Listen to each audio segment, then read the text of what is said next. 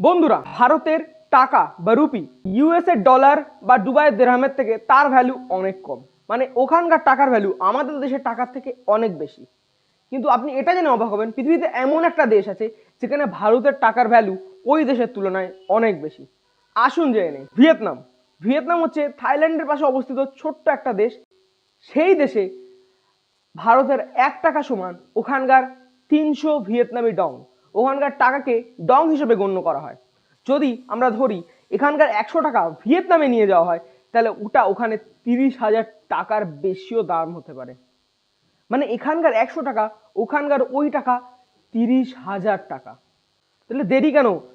টাকাপত্র packing করুন এবং ভিয়েতনামে চলুন। থ্যাংক ইউ ফর ওয়াচিং এমনই মজা মজা ভিডিও দেখার জন্য।